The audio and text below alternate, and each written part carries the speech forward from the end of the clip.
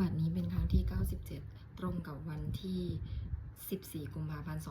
2569 ข้าพเจ้านางสาวรัชดาพรถุยถุยขอเป็นวาจาสาธยพุทธมนต์ถวายเป็นพุทธบูชาธรรมบูชาสังฆบูชาและเป็นอาจาริยบูชาแด่องค์พระคัมภปฏิเทระเจ้าองค์หลวงปู่สำเร็จล้นหลวงปู่บุญเดชหลวงปู่ศิลาตลอดทั้งครูบาอาจารย์ผู้เป็นเจ้าของวิชาจินดามณีขอเทพเทวดาเจ้าทั้งหลายโปรดจงมาอนุโมทนาในการสวดสาธยายของข้าพเจ้านี้ขออานุภาพคุณพารัตนตรัยครูบาอาจารย์และเทพเทวดาทั้งหลายโปรดจงบันดาลให้จิตของข้าพเจ้าเป็นสมาธิอันควรแก่การสวดสาธยายมนต์ต่อไปบทสวดชุมนุมเทวดาสัมมันตาจักรวาเลสุอันตราคฉันตุเทวตาสัทธัมมังมุนิราชาสัสสุนันตุสักขะโมคทังสเคกาเมจารุเปคิริสิกขารัตเถจันตริเขวิมาเนทิเปรเถจักขาเมตาลุวานาคาหานิเกหาวัตถุมาหิเขเตปุมาจายันตุเทวาชาราธาราวิสเมยะขาคันทัพพนาคาตินหันตาสันติเกยังมุนิวาราวาจานาสาธโวเมสุนันตุธรรมสวนาการวยังพทันตาธรรมสวนาการวยังพทันตาธรรมสวนาการวยังพทันตาบทสวดนามาการาสิทธิคาถานะโมตัสสะภะคะวะโตอะระหะโตสัมมาสัมพุทธัสสะนะโมตัสสะภะคะวะโตอะระหะโตสัมมาสัมพุทธัสสะนะโมตัสสะภะคะวะโตอะระหะโตสัมมาสัมพุทธัสสะบทสวดสัจจกิริยาคาถานาทิเมสารนังอัญญังพุทโธเมสารนังวรังเอเตนะสัจจวเสนะโสติเมโหตุสัพพทานาทิเมสารนังอัญญังธัมโมเมสารนังวรังเอเตนะสัจจวเสนะโสติเมโหตุสัพพทานาทิเมสารนังอัญญังสังโฆเมสารนังวรังเอเตนะสัจจวเสนะโสติเมโหตุสัพพทาบทสวดมหาการุณิโกนาโถติอาธิกาคาถามหาการุณิโกนาโถอัฏฐายะสัพพปานินังปุริตวาปารามิสัพพปโตสัมโพธิมุตตมังเอเตนะสัจจวเสนะมาหุนตุสัพพุปทวามหาการุณิโกนาโถหิตายะสัพพปานินังปุริตวาปารามิสัพพปโตสัมโพธิมุตตมังเอเตนะสัจจวเสนะมาหุนตุสัพพุปทวามหาการุณิโกนาโถสุขายะสัพพปานินังปุริตวาปารามิสัพพปโตสัมโพธิมุตตมังเอเตนะสัจจวเสนะมาหุนตุสัพพุปทวา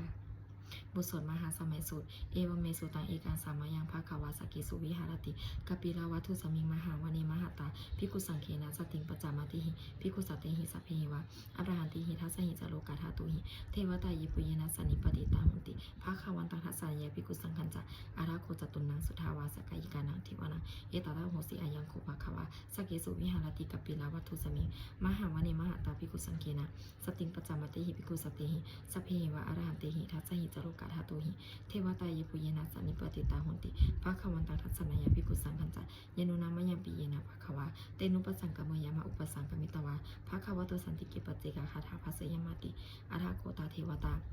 สยทัพพินามาภาราปุริโสจมาธิเราจีตังวะพาหังปัสสารยาปัสสาริตังวะพาหังสามิเชวะเอวะเมวะโสทาเวเสสุเทเวสุอันตราหิตาภควโตปุระโตปตุระหังสุอาราโกตาเทวตาภควันตังอภิวาเทตวะเอกามันตังอรหังสุเอกามันตังทิตาโกเอกาเทวตาภควโตสันติเกมังคทังภาสิมหาปวัตมหาสมาโยปวานาสมิเทวกายาสมาคตากะอาคาตมหาอิมังธรรมสมัยังทักขิตายวะอปาราสิตาสังคันติอาราโกอปาราเทวตาภควโตสันติเกมังคทังภาสิ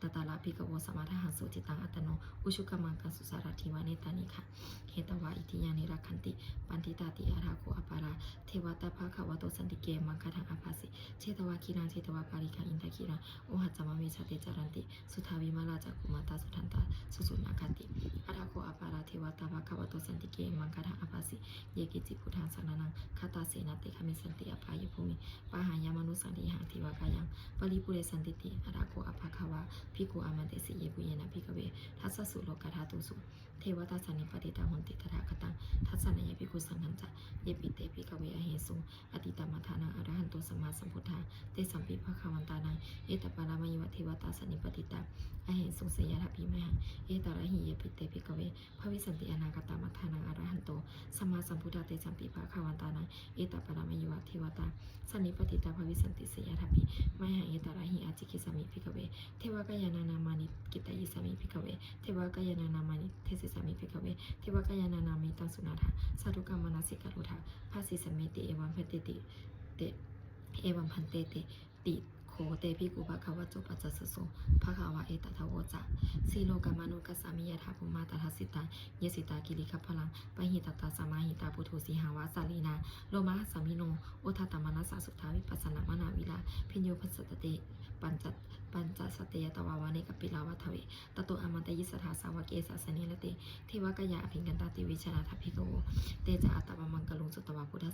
ศาสนาเตสัมปตุราหุยานังอมานุสานาทัสสนังอเปเกสตมัทกุงสหัสสังอาทัสสตลิงสตังเอเกสหัสสนังอมานุสานามัทสุงอเปเกนันตมัทกุงเทสาสภาพุทธะอหุงตันจะสัมพังอภิญญายะววคิตวานาจกุมาตโตอมันตยิสถาสาวเกสาสเนละเตเทวกยาอภิกันตาติวิชนาทัพพิโกเยวหังกิตายสามิคิราหิอนุปุปัสโสสัตตสหัสสาวะยะคะภูมากปิลาวัทวะอิทิมันโตชุติมันโตวนามันโตยสัสสิโนมุธรรมนาภิกมุภิกุนังสมิติวนะสัสสหัสสะเหมาวตายะคะนานาตวานิโนอิทิมันโตชุติมันโตวนามันโตยสัสสิโนมุธรรมนาภิกมุภิกุนังสมิติวนะสัตตหิลาติสหัสสะยะคะนานาตวานิโนอิทิมันโตชุติมันโตวนามันโตยสัสสิโนมุธรรมนาภิกมุภิกุนังสมิติวนะอิเตเตโสราสัสสะสะยะคะนานาตวานิโนอิทิมันโตชุติมันโตวนามันโตยสัสสิโนมุธรรมนาภิกมุภิกุนังสมิติวนะเวสสัมมิตาปัญจสัตตายะคะนานาตวานิโนอิทิมันโตชุติมันโตวนามันโตยสัสสิโนมุธรรมนาภิกมุภิกุนังสมิติวนะกุมพิโรราชาคาอิโกเวปุสลัสสานิเวสนังพิโยนาสัตตสหัสสะยะคะนังปยิรูปัสสติกุมพิโรราชาคาอิโกโสภะคะสมิติวนะปุริมาทิมันจาทิสังราชาทัตตระโทปัสสสติคทาภานังอธิปติมหาราชายสัสสิโสปุตตปิตัสสะภาโว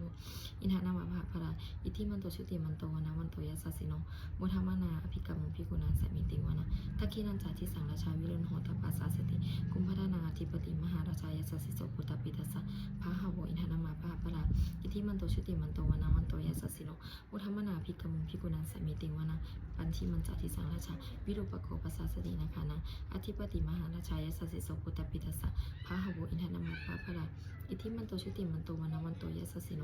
มุธรรมนาอภิกมุภิกุนังสมิติวนะอุตตรัญจาทิสังราชากุเวโลตัปปัสสสติยะขานังอธิปติมหาราชายสัสสิโสปุตตปิตัสสะภาโวอินทนามาภาภราอิทิมันโตชุติมันโตวนามันโตยสัสสิโนมุธรรมนาอภิกมุภิกุนังสมิติวนะปุริมาทิสังทัตตะละโถทักขิเนนะวิโรณหโกปัจฉิเมนะวิรูปโคโกเวโลอุตตรังทิสังจัตตาโรเตมหาราชาสมันตาตตุโรทิสาทัตทันละมานะอันหังสุวเนกปิลาวัฏเวเตสะมายามิโนทัสสะอาคูวันจานิกาสถามายาปุเรนทุเวเรนทุวิภูจะวิภูโตสหจันทานุกามาเจโทจะกินุคันทุนิคันตุจะปะนาโทโอปะมัญโยจะเทวสุโตจะมาตาริจิตตเสโนจะคันตโพนารุราชาชโนสัพโพอาคูปัญจสิโกติวะติมพารุเสยาวสัสสะเอเตจเนจราชาโนคันทภาสหราชุปีมุธรรมนาภิกมุภิกุนังสมิติวนะอาถากูนาภาสานาคะวิสาราสหตัชกากัมภารสัตตลาอาคูปายาคาสหยติภิยามุนาทัตตลาธาจาอาคูนาคายาสสิโนเอราวันโนมหานาโคสุปะคะสมิติวนะเยนาคาราเชสหสหารันติทิพาชิชาวะปกิวิสุทธจักกูเวหายาสเตวนามัชฌปตาจิตตราสุปนาอิติเตสะนามังอภายันตถานาคราชานามาสิสุปนาโตเขมามะกาสิพุทโธสนาหิวจาหิวปาวะยันตานาคาสุปนาสารณะมากังสุพุทธังชิตาวชิลหัตเถนะสมุทังอสุราภะชิตาภาตโรวาสวะเสเตอิทิมันโตยสัสสิโนการกัญชามหาปิสมาอสุราธานะเวคานาสาวิปติติสุจิติจะปหาราโทนโมติสหสรัญจะภริปุตตนาสัพเพเวโรจนามากาสันนาหิตวาภริงเสนังลาหุพัทหามุปาคามุงสมายุธานิพันเตพิกุณาสมิติวนาอาโปจะเทวาปัทวิจะเตโชวายโยตถาคามุงวารุณาวารุณาเทวาโสโมจยสัสสะสหเมตตากรุณากายิกาอาคุเทวายสัสสิโน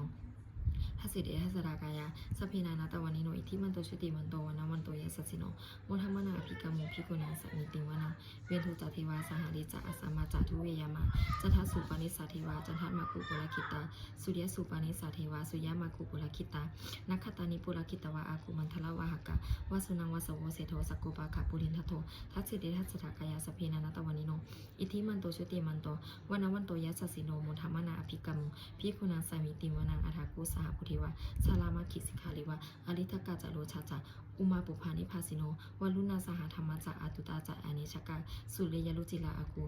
กูวาสเนสิโนทัตเจเตหสรากายาสเพนานาตวานิโนอิทิมันโตชุติมันโตวนามันโตยัสสิโนโอทัมมนาภิกมุภิกุณังสมิติวนาสัมมนามหาสัมมนามนุสามนุสุตมะคิถาปทุสิกาอา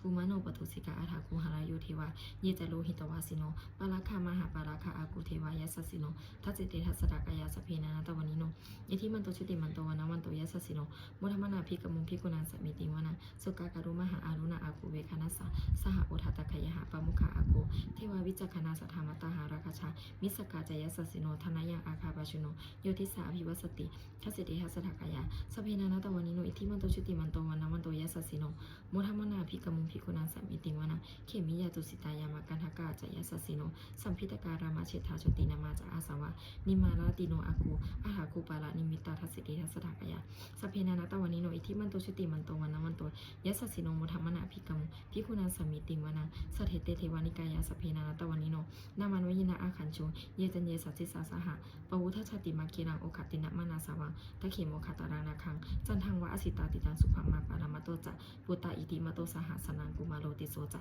สปะคาสมิติวนาสหัสพัมมโลกานะมหาพมาพิติตติอุปปันโนชุติมันโตพิสมากายโยสสิโสทัสเสตาอิสระอากูปัจเจกวสวัติโนเตสัญจามัจจโตอาคาหาริโตปาริวาริโตเตจะสัมเพอภินเกนเตสินเทเทเวสพัมมะเกมาลาเสนาอภิกามิปนัสสกนาหันสะมันทิยังอิทะคณาถาพันธะรากินะพนามัจจุโวสมันตาปาริวาเรธามาวุมุติตะโกจินังอิติตถามหาสิโนกนหัสเสนาอเปเสยิปานินาตารามหัจจะสลังกตวนาเพรวังยะถาปวุสโกเมโคทานายันโตสวิจุโกตถาโสปัจจวัตถวัตติสังกุโทอสยังวสีตันจัสัมพังอภิญญายาวาวคิตวานาจักุมาตโตอมันตยิสถาสาวเกสาสเนรเตมาลเสนาอภิงกันตาเตวิชนาทัพพิกโวเตจะอัตตปมังกะโลสุตวพุทธัสสะศาสนังวิตาลาคิหิปะกะมุเนสังโลมัมปิอินชยุงสเพวิชิตสังคามาพยาติตายาสสิโนโมทันติสาพุเตหิสาวกาเตชิเนสุตตติบทสวดจุลชยปารากรนะโมเมพุทธเตชะสารรัตนาตายะธรรมิกาเตชะปสิทธิปสิเทวานารายะปาระมิสุราสิทธิภามาจะอินทาจะตะจตุโรกาคัมภีรักขากาสมุทธาปุตุงขังคาจักพรหมะชยปสิทธิภวันตุเตชยธารณีอุทัทีนาทีชยคคนนาตนานิสัยนิไลสายเสนนะเมรุราชาพุนาราชีชยคัมภีราสมพีนาเกณฑานากีปีศาจภูตาการีชยทุนิมิตาโรคีชยสิงหิสุธานะทานามุขชาชยวรุณามุขสาตาชยจำปาทีนาคกุราคันโทชยคัจฉคนนาตุลงสุกะราภูชงสีหพยาคาติปาชยวรุณามุขายาตาชิตะเสนาลิปุนาสุทธินารารีชยสุขาชีวีชยธารณีตะเรนสัทธาสุชยาชยธารณีสัตธารณีสัตตินสัทธาชยมังกรารัญญาภวัตเคชยวรุณยาเคชยราคเสสุราปุชาเตชาชยราชาพรหมเมนทคณาชยราชาธิราชสัจชัย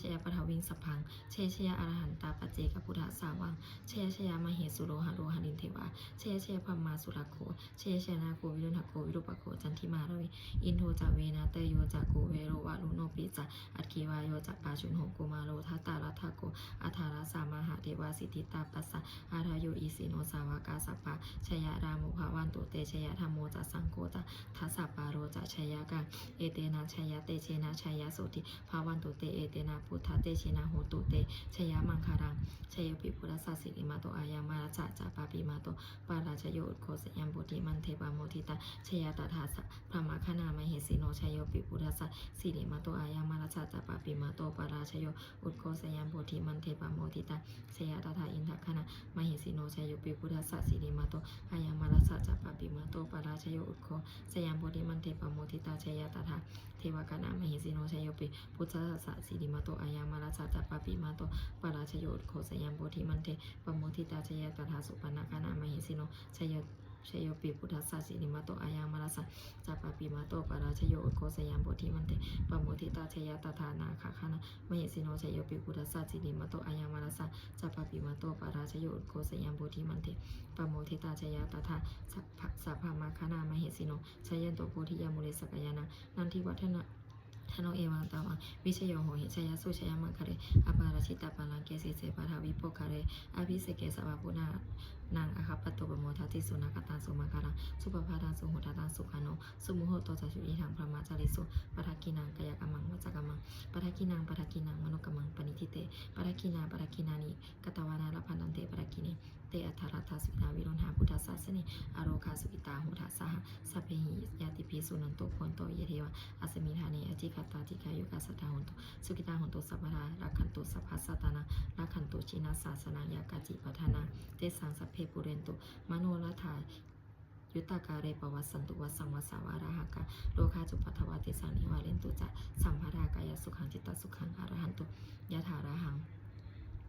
วโสธรรมานิยามาสุตังเอวเมสุตังเอกังสัมมายังภควาสาวัติยังวิหารติเชตวานิอนาคปินทิกัสสะอารามิตตระโกภควาภิกขุอามันเตสิภิกขโวติปะทันเตติเตภิกขุภควโตปัจจสสมภควาเอตถาวจะอุปาทาวาภิกขเวตถาคตานังอนุปาทาวาตถาคตานังทิตาวะวาสาธาตุธรรมติตตาธรรมนิยามตาสเปสังขาราอนิจจติตังตถาคโตอภิสัมพุจติอภิสเมติอภิสัมพุจิตวะอภิสเมตวะอจิกติเทเสติปัญญาเปติปัฏฐเปติวิวารติวิภัชชติอุตตานิกโรติสเปสังขาราอนิจจติอุปทาวาภิกขเวตถาคตานัง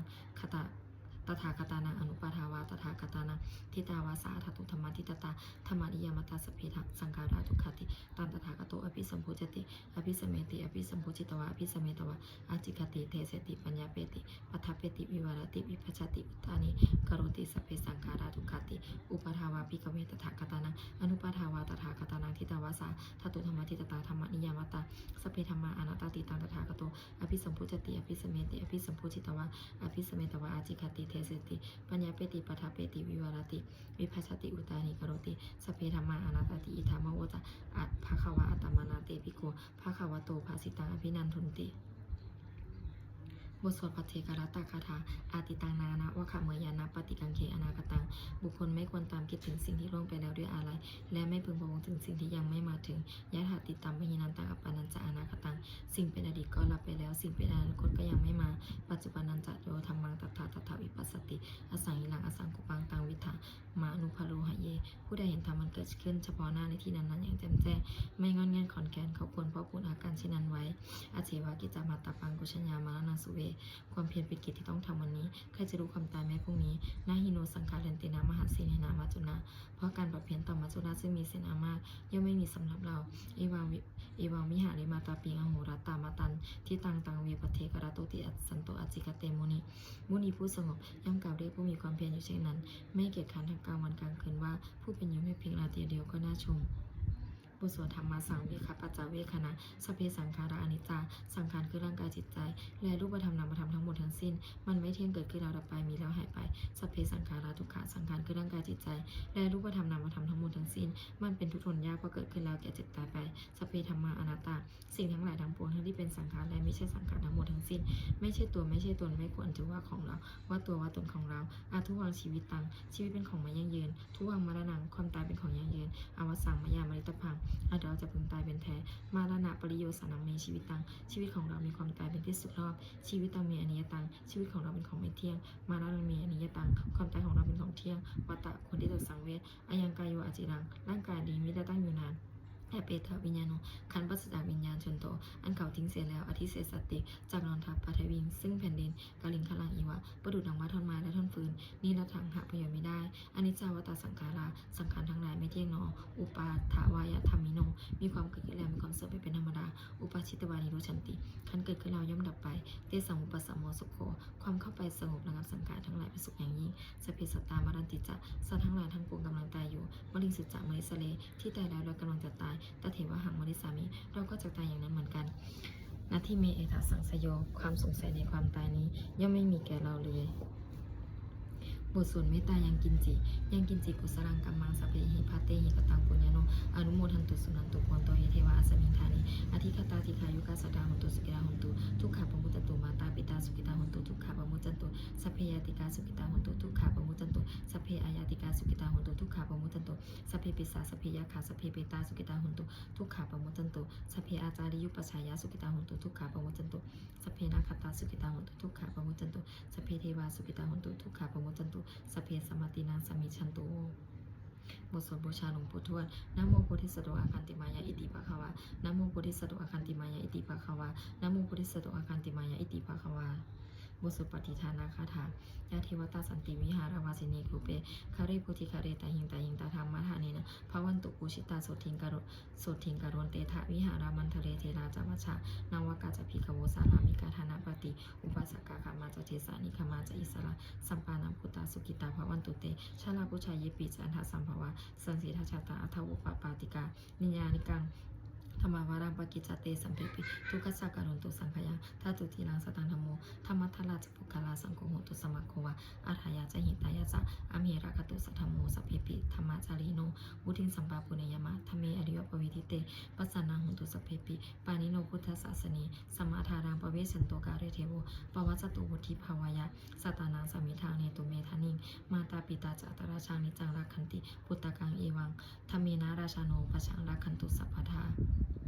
โอโสเทวตาโอโยชนะคาถาทุกขปตาจนิทุกขพยปตาจนิพยาโสกปตาจนิโสกาหุนตุสัพเพปิปานิโนเอตาวตาจามิสัมปตังปุญญสัมปทังสัพเพเทวานุโมทันตุสัมภสัมปติสิทธิยาทานังทัทันตุสัทธายาสีนังรักขันตุสัพพราภาวะนาพิรตาหุนตุขัจฉันตุเทวตาคตาสุบทสวดสมังคาราคาถาโหตุสัพพังสมังคารารักขันตุสัพพะเทวตาสัพพพุทธานุภาเวนะโสติโหตุนิรันตรังโหตุสัพพังสมังคารารักขันตุสัพพะเทวตาสัพพะธรรมานุภาเวนะโสติโหตุนิรันตรังโหตุสัพพังสมังคารารักขันตุสัพพะเทวตาสัพพะสังฆานุภาเวนะโสติโหตุนิรันตรังสัพเพพุทธาภรปัตตาปเจกานันจยังพลังอรหันตานันจติเชนะระขังปรมิสัพพโสสัพเพพุทธาภรปัตตาปเจกานันจยังพลังอรหันตานันจติเชนะระขังปรมิสัพพโสสัพเพพุทธาภรปัตตาปเจกานันจยังพลังอรหันตานันจติเชนะระขังปรมิสัพพโสสัพเพพุทธาภรปัตตาปเจกานันจยังพลังอรหันตานันจติเชนะระขังปรมิสัพพโสสัพเพพุทธาภรปัตตาปเจกานันจยังพลังอรหันตานันจติเชนะระขังปรมิสัพพโสสัพเพพุทธาภรปัตตาปเจกานันจยังพลังอรหันตานันจติเชนะระขังปรมิสัพพโสสัพเพพุทธาภรปัตตาปเจกานันจยังพลังอรหันตานันจติเชนะระขังปรมิสัพพโสสัพเพพุทธาภรปัตตาปเจกานันจยังพลังอรหันตานันจติเชนะระขังปรมิสัพพโสสัพเพพุทธาภรปัตตาปเจกานันจยังพลังอรหันตานันจติเชนะระขังปรมิสัพพโสด้วยอำนาจแห่งบุญกุศลที่ข้าพเจ้าได้สวดสาธยายพระพุทธมนต์นี้ข้าพเจ้าขอน้อมเกล้าถวายเป็นขอน้อมเกล้าอุทิศถวายเป็นพระราชกุศลแด่สมเด็จพระนางเจ้าสิริกิติ์พระบรมราชินีนาถพระบรมราชชนนีพันปีหลวงผู้เสด็จสู่สวรรคาลัยขออานิสงส์แห่งบุญกุศลนี้จงเป็นสัพพสิริมงคลแก่ข้าพเจ้าให้แคล้วคลาดปลอดภัยจากทุกโศกโรคภัยอันตรายทั้งปวงให้มีแหล่งรายได้สุจริตมั่นคงเป็นสัมมาอาชีพอันชอบธรรมคำว่าไม่มีอดอยากยากจนขออย่าได้มีแก่ข้าพเจ้าขอให้ข้าพเจ้ามีสัมมาทิฏฐิตั้งมั่นในพระธรรมคำสอนแห่งองค์สมเด็จพระสัมมาสัมพุทธเจ้าดำรงอยู่ในความดีงามตลอดกาลนานอีกทั้งขอเทพเทวดาทั้งหลายผู้ได้อนุโมทนาสาธุการในบุญกุศลนี้โปรดประสิทธิ์ประสาทพรน้อมส่งอนุภาพแห่งมงคลไปสู่วัตถุมงคลพระปิตายอดเศรษฐีทั้งฝ่ายไทยและฝ่ายลาวรวมถึงวัตถุมงคลทั้งปวงที่3 สิงหมุเรศได้จัดสร้างขึ้นให้เปี่ยมด้วยพุทธานุภาพเทวานุภาพและฤทธานุภาพอันศักดิ์สิทธิ์อำนวยผลให้เป็นสิริมงคลแก่ผู้ครอบครองและบูชาทุกท่าน